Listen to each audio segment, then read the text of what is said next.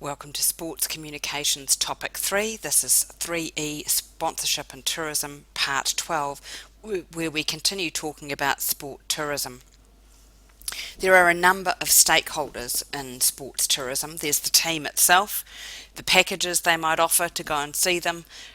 It gives them more profit, more fans, and another revenue source if there's good sport tourism packages made.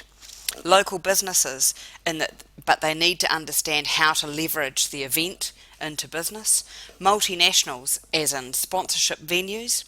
Local government, where it's a source of income and a source of national and local identification. National government, where it's about economic health, the health of the population, and the pride in our country, nation, and ethnicity. 6 is citizens, and again that's about pride in place, pride in our national identity, economic impact on us and on better health. Tourists for fun and enjoyment, and also for enrichment of life. So you can see there's a number of publics who are really interested in sport tourism and why it would be quite an attractive thing to get into. Small-scale event tourism, such as the All Blacks versus the Wallabies. Now, these are old stats, but it gives you some idea of what can change. In 1993, a hotel rate of around 40% occupancy during the game rose to 60% occupancy. So that was quite a significant increase on what was normal. The economic impact of big college football games in the US on the local community is estimated at about $4 million per game. The economic impact of the America's Cup for Auckland was $473 million. Now, there's some argument about how accurate these numbers are.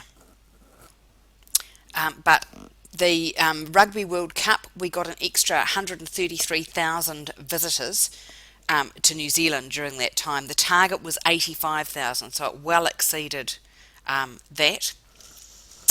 It's hard to know exactly how much money that segued into, simply because so many people stayed with family or friends. It's hard to know whether small-scale event tourism makes big bucks. The academics say yes, some practitioners say no, some practitioners say yes, some academics say no. Very difficult to work out how we measure it and how long we measure it for, because the economic,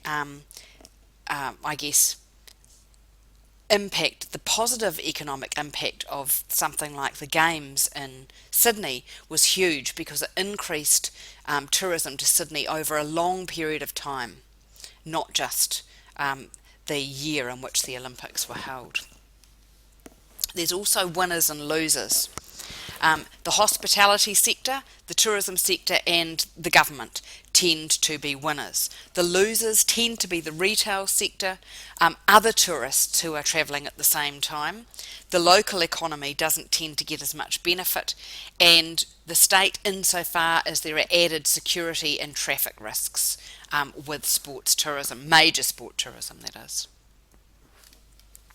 However, Super 15 rugby is really interesting. Case in point, these are old statistics from a while ago, but every 2 games generates $2.5 million.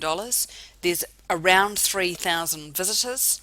The stay is usually a long weekend, but they only spend about $343 per head per stay.